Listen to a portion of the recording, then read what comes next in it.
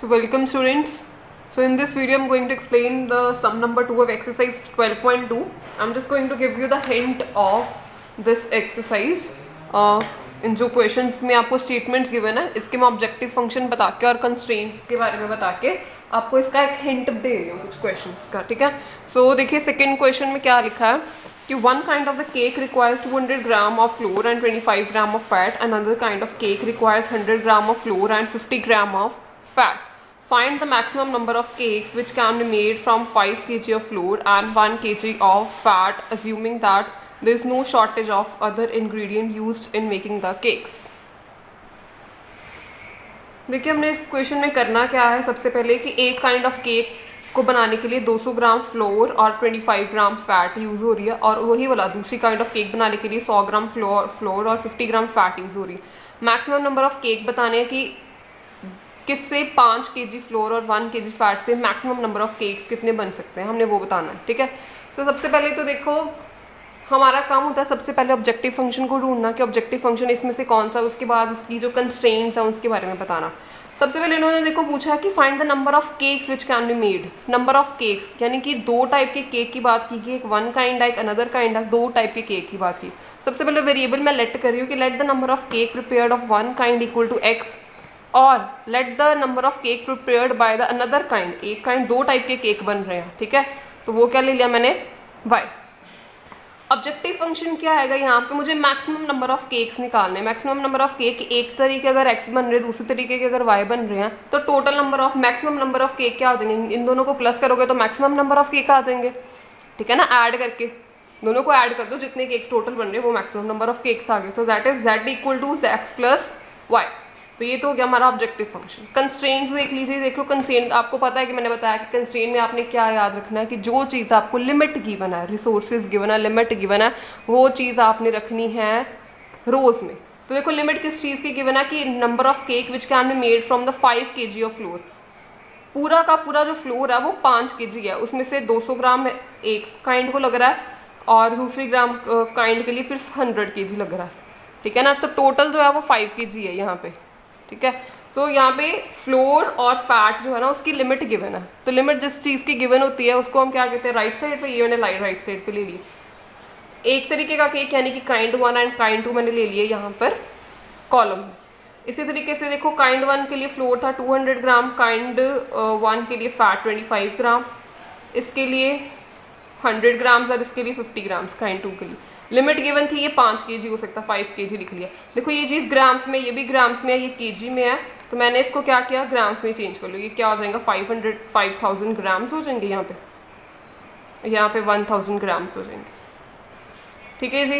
And which can be made from the maximum number of cake which can be made from the 5 kg of flour and 1 kg of fat. अब इसकी देखो equation बन जाएगी 200 grams plus 100 gram less than equal to 5000। Less than क्यों लिया मैंने, less than इसलिए लिया कि वो कहते हैं कि ज़्यादा से ज़्यादा इतना ही है, 5 kg है, मैक्सिमम इतना ही है ना। यहाँ तो 5 kg मतलब कि 5000 ग्राम, यानी कि 5000 ग्राम की यहाँ तो इक्वल है, यहाँ तो उससे कम है, 5000 ग्राम से ज़्यादा नहीं हो सकता। मतलब हमारे पास फ्लोर जो है वो 5 kg है, यानी कि 5000 ग्राम्स या उससे ज़्यादा नहीं है, ठीक है जी। तो इसलिए ये लेस देन का साइन आएगा। इस तरीके से हमने ये दो इक्वेशंस बना ली है, ठीक है। ये हमारे पास 3 कंस्ट्रेंट आ गई, नॉन नेगेटिव हमेशा हम लेते हैं, ठीक है। इस तरीके से कंस्ट्रेंट्स आ गया, ऑब्जेक्टिव फंक्शन है, इसको सॉल्व करो graphically, you will get the answer, ठीक है जी। हाँ जी, so next question we are going to do is question number 3 of exercise 12.2। इसका मैं हिंट दे रही हूँ। Factory makes tennis rackets and cricket ball. एक फैक्ट्री टेनिस रैकेट बना रही है, दूसरी बात क्या बना रही है, बॉल्स बना रही है, क्रिकेट बॉल्स बना रही है, और उसमें 1.5 आवर लगते हैं मशीन टाइम को रैकेट बनाने के लिए, इतना टाइम लग रहा है मशीन टाइम से।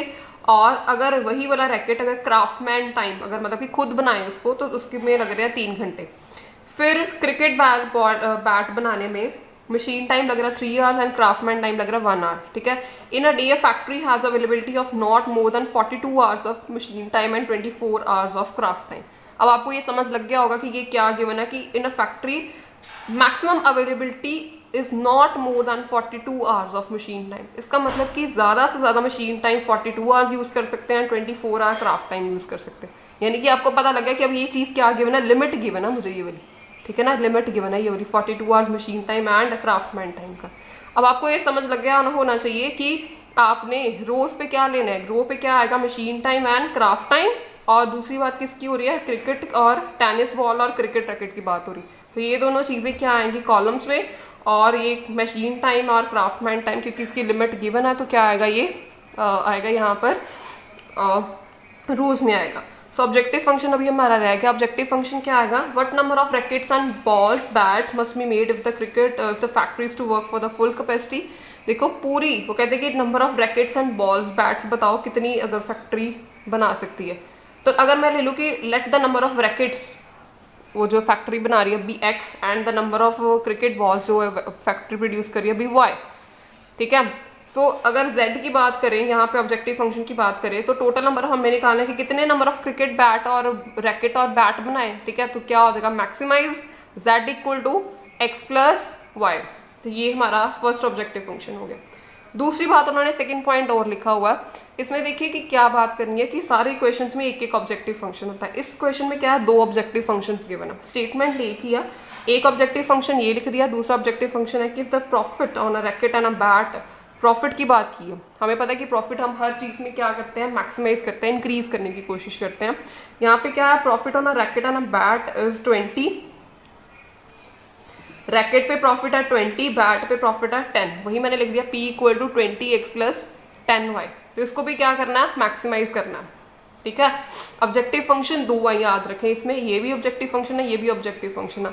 हम क्या करेंगे, कंस्ट्रेंट्स में अभी आपको बताती हूँ कैसे आएंगे। कंस्ट्रेंट्स निकाल के जो भी हमारे, जब हमने कॉर्नर पॉइंट्स निकाल लेते हैं, सबसे पहले हम इसके लिए सॉल्व करेंगे, उसके बाद इसमें फिर से वैल्यू पुट करेंगे, इसके लिए भी सॉल्व करेंगे और इसके लिए भी सॉल्व करेंगे। तो यहाँ से हमारे पास जो एक्स और वाई की जो मैक्सिमम वैल्यू है कि वो हमारा प्रॉफिट होगा। यहाँ पे जो एक्स और वाई की मैक्सिमम वैल्यूज आएंगी वो हमारे number of rackets and number of balls, cricket ball bats होंगे वो वाला, ठीक है जी। तो इस तरीके से आप करेंगे ये क्वेश्चन। आगे कंस्ट्रेंट सीख लीजिए। मैंने आपको बताया कि कंस्ट्रेंट में मशीन टाइम और क्राफ्टमैन टाइम रोज में लेना है, टेनिस क्रिकेट और रैकेट और क्रिकेट को आपने जो है कॉलम्स में लेना है। तो इस तरीके से मैंने लिख ली सारी वैल्यूज। आपको ये गिवन है 42 आवर्स का मैक्सिमम टाइम, मतलब लिमिट गिवन थी मशीन टाइम की 42 आवर्स और क्राफ्टमैन टाइम की 24 आवर्स, मतलब ज़्यादा से ज़्यादा ये कर सकते हैं, ज़्यादा से ज़्यादा मतलब या तो 42 आवर या उससे कम। तो मैंने क्या ले लिया, लेस देन इक्वल टू वाली इनइक्वालिटी लेनी है मैंने यहाँ पे, ज़्यादा से ज़्यादा 42 में, ठीक है, इसका मतलब 42 या इससे कम। तो ये मैंने लेस देन वाली इनइक्वालिटी यहाँ पे कंसिडर की है, x and y greater than equal to 0। तो ये मेरे पास पूरा बन गया, लीनियर प्रोग्रामिंग प्रॉब्लम बन चुकी है, मैथमेटिकल फॉर्म में मैंने क्रिएट कर लिया। अब आप इसका ग्राफ बना सकते हैं। Next question is question number 5 of your NCERT book. Statement समझा रही हो, एक बार देख लो। Factory manufacture 2 type of screw A और स्क्रू बी मैन्युफैक्चर कर रहा है। Each type of screw requires the use of 2 machines, automatic and hand operated. 2 screw को बनाने के लिए 2 टाइप की मशीन चाहिए, एक ऑटोमेटेड और एक hand operated. It take 4 minutes for an automatic and 6 minute for hand operated machine, ठीक है। इस ऑटोमेटिक को चलाने के लिए 4 मिनट, इसको चलाने के लिए 6 मिनट।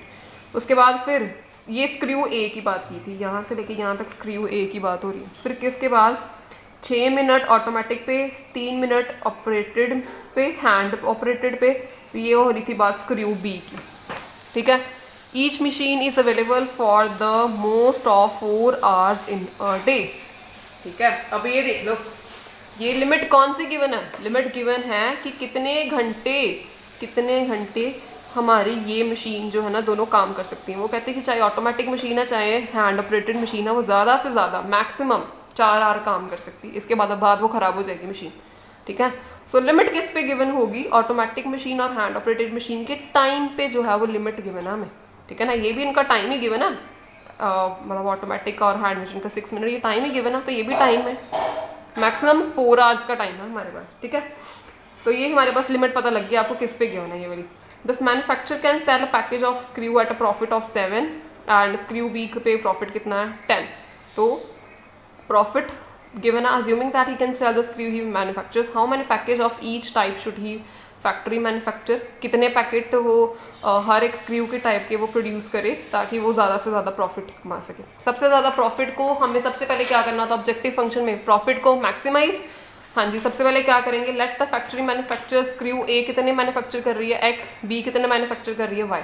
ये कहाँ से पता लगा एक्स और वाई क्यों लेने, ये देखो यहाँ से इसी से जज कर लेते हैं। How many packages, it means how many packages. तो जो चीज़ नहीं पता होती उसको ही एक्स और वाई लेते हैं ना, तो हम क्या लिखेंगे, let the factory manufacture screw A कितने मैन्युफैक्चर कर रही है एक्स, फैक्ट्री स्क्रू बी कितने मैन्युफैक्चर कर रही है वाई।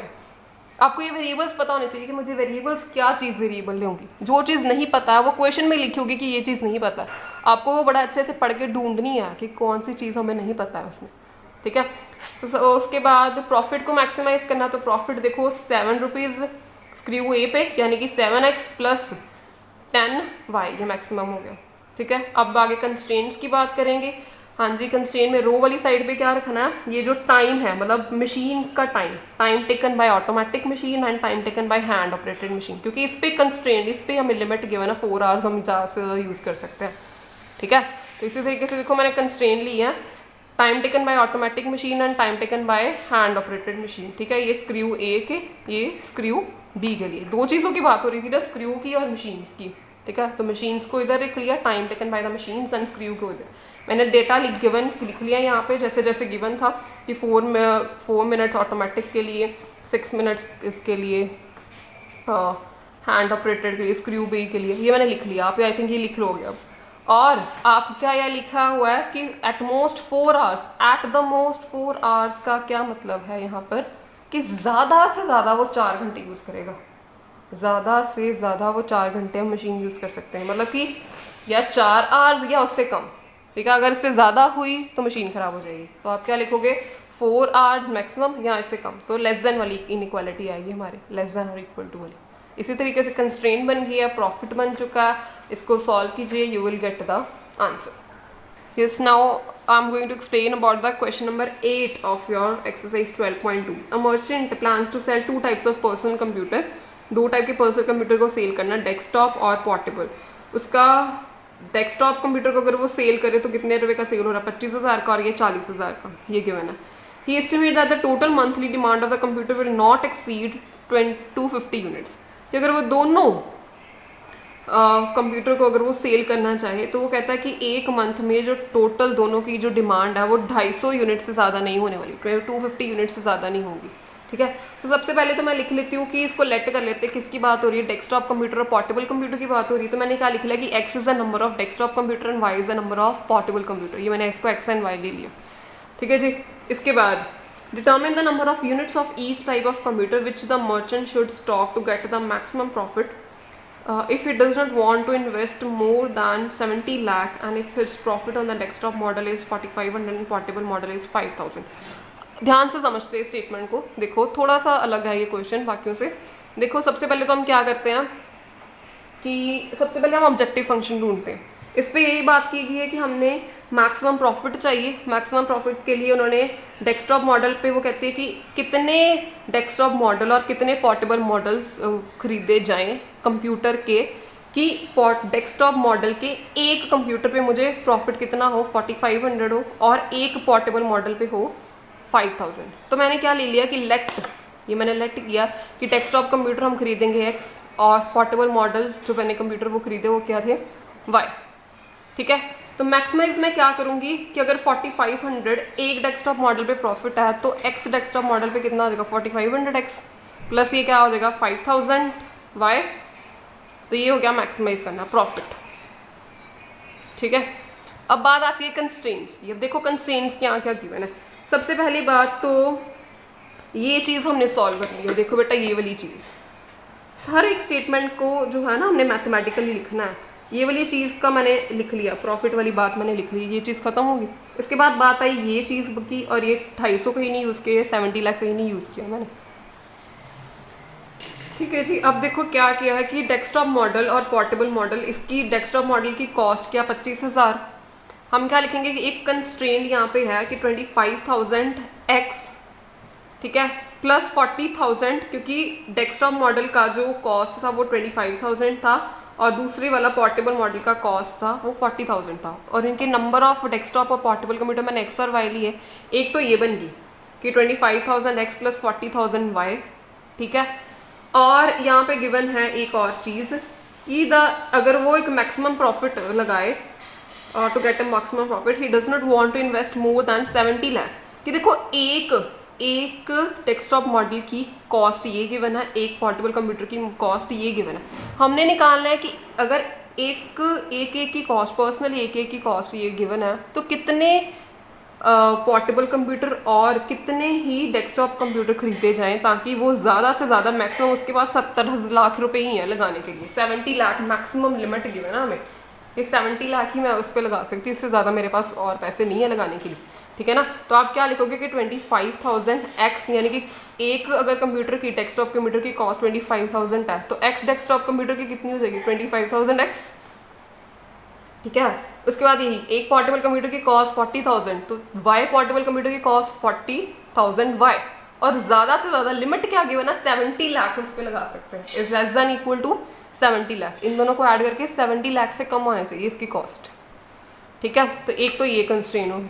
दूसरी कंस्ट्रेन है कि he estimate the total monthly demand of computers will not exceed 250 unit, मतलब कि अगर एक मंथ में वो कहता है कि ज़्यादा से ज़्यादा डिमांड जो है ना 250 यूनिट से ज़्यादा नहीं होगी, मतलब कि ये अगर मैं वो ज़्यादा से ज़्यादा मतलब 250 कंप्यूटर से ज़्यादा वो खरीदना नहीं चाहता, इन दोनों को मिला के भी वो 250 कंप्यूटर्स ही खरीदना चाहता है। वो इसलिए भी हो सकता है कि डिमांड के अकॉर्डिंग कि 250 कंप्यूटर से ज़्यादा खरीद लेगा तो उसके शायद वो सेल नहीं हो पाएंगे, या उसके पास जो स्पेस अवेलेबल है अपनी शॉप में वो सिर्फ उस पर 250 कंप्यूटर्स ही आ सकते हैं, इसलिए वो इतने खरीदना चाहता है। तो ये इसको हम कंस्ट्रेंट बनाएंगे कि डेस्कटॉप कंप्यूटर और पोर्टेबल कंप्यूटर दोनों को ऐड करके जो टोटल नंबर ऑफ उसके जो यूनिट्स हैं वो 250 से ज़्यादा नहीं होने चाहिए, is less than equal to 250। तो एक कंस्ट्रेंट ये होगी, एक ये होगी, एक्स और y greater than equal to 0 होता है, ठीक है जी।